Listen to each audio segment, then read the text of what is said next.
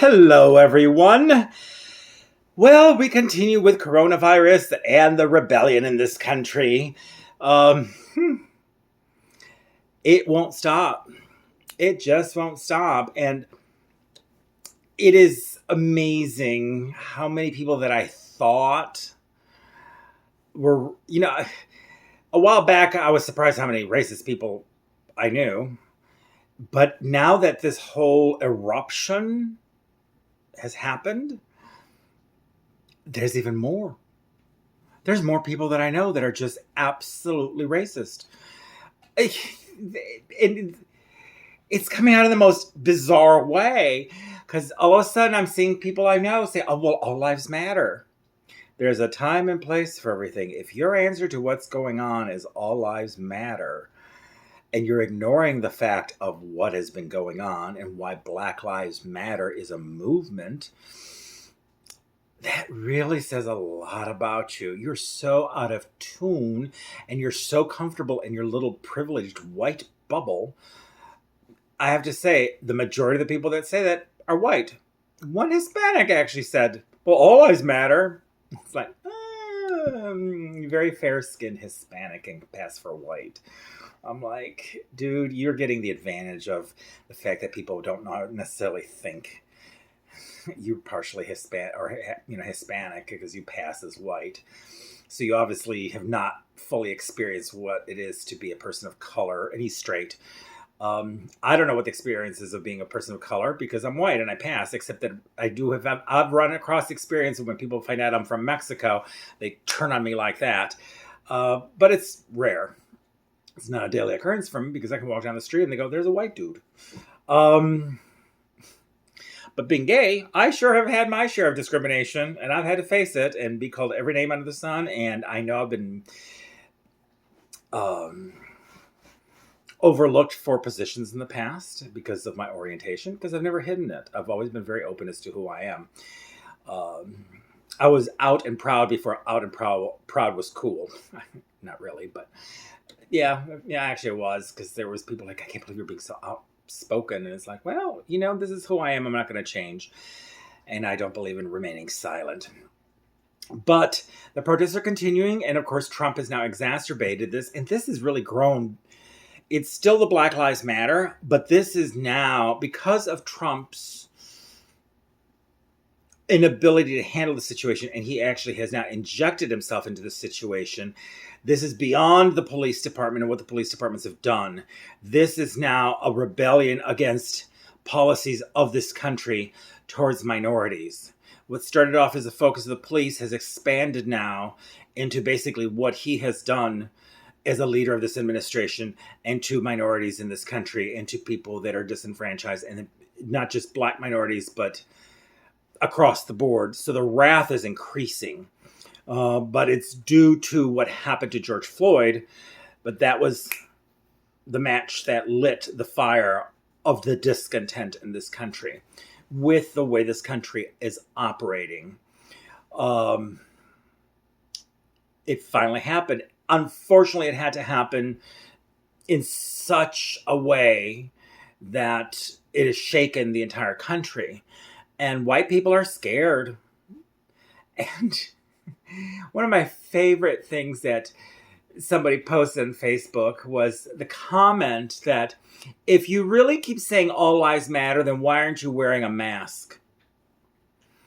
Because it kind of goes hand in hand. And a lot of these people that are screaming that all lives matter in response to Black Lives Matter were also the same people that, we're like, I'm not going to wear a mask. Well, then all lives matter is a joke. That's not truly what you believe. And it's just a racist response. And I had to explain this to somebody who actually used the term. And I said, look, if your response to all of this is all lives matter, and people were just jumping on his case, saying that was absolutely inappropriate at this point in time to say that. Because it's never said when at any other time of the year. It's only at any other point in time. It's only said whenever there's Black Lives Matter movement happening. And this is the response. So it becomes now a racist phrase. And I told him, it's like, because he was a doctor and he was trying to explain that, to him in his profession, all lives matter. And I said, that's fine and great that you feel that way. But by you saying it, you realize that the far right, the racists in this country, has adopted that phrase. So if you're going to use it, don't get upset when people think you're racist. And that gave him pause. He was like, oh, I didn't think about it that way. And I said, so you're warned. You're going to be perceived as racist. You better know that this is how people are going to see you. And so don't get all upset when people call you out and call you a racist. Because like, oh, I'm not a racist. But you're using a term that has become a racist term. So get over it. Stop using the phrase, or use it and realize you're going to suffer the consequences from it. And he's like, good point. I do need to reevaluate. Flash forward a couple more days. He's using it again, which tells me a lot about that person. And he's being defensive about it again.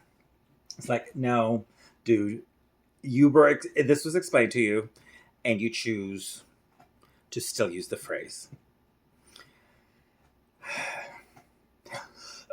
So don't get all upset when people start calling you that. And of course, he's been called out. And, but this is his position of white privilege, because it's not affecting him really that much. So unless you can support the cause, then shut up.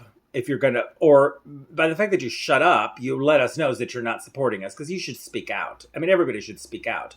But, it's weird. Racists are so strange. They don't want to be perceived as such. And then there's a few that will admit it, that they are. And then there's nothing you can do with it. But these people that are kind of like sort of racist, they don't want to be called it, even though their actions or their lack of speaking out says they are. And then they get upset when they're called that. Well, then quit acting like one. It's so simple.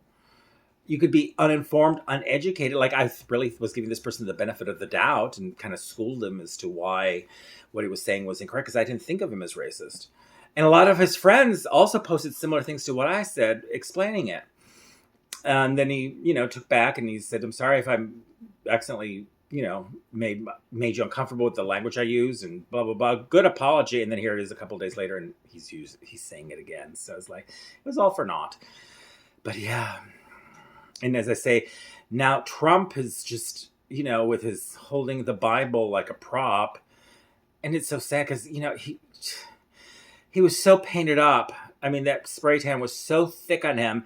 And all I can think of is, I know I've seen older men who just do that. And it just makes him look worse. And he's holding the Bible like right here to show his strength. No, I guess I'd have to move back. If you're going to show a Bible with strength, you're holding it way up high with pride. You don't hold it sort of to your side. That means weakness. This holding up with a good stance, that's pride in your religion and that you believe in the Bible. You have it up above your head, displaying it to the masses, that this is important to you. But just holding it sort of sideways, it's a prop. And I say, you're so overly painted in those photos, so it just makes his jowls look even droopier.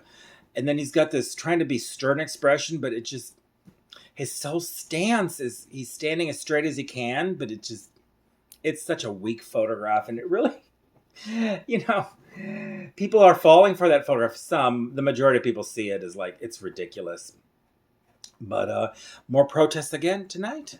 I'm still under curfew. And the cases in Dallas have exploded on COVID-19 because basically Memorial Day was 2 weekends ago. And that's when we kind of opened everything up. Lo and behold, we have, we're breaking records for the most cases and most deaths all of a sudden. So this disease is left unchecked and now is spreading like crazy. And I'm sure we're going to see the numbers even jump more with all the protests where people were being forced together. My comment yesterday about our police chief, I saw a lot of other people commenting the same thing, that they were so impressed with her. And then all of a sudden it's like, now that the spotlight's on her, and how she's mishandling the riots. There was riots in Dallas, but the protests in Dallas, it just showed how she's drowning. She's not doing a good job. And it's unfortunate, as I say. She talks a great talk. Everybody agreed with that. Like, she's amazing on camera. But yeah, so things are still in chaos in this country. Sad day for America. Sad days for America. And the fact that some people can't differentiate between looters and protesters because they don't want to differentiate it. They want to lump it together, which is another form of racism. And the fact is, there's so much footage of white people taking advantage of the looting.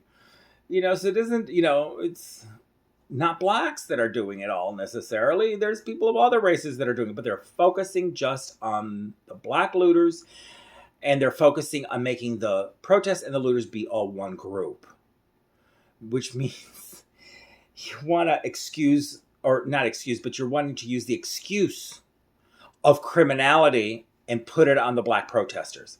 Another form of racism. This country is just mind-blowing. It is interesting. You had so many politicians condemn the statement of President Trump, basically wanting to militarize the country. And Republican leaders in the Senate, very few of them condemned that speech he gave, which most Americans, almost every Democrat did.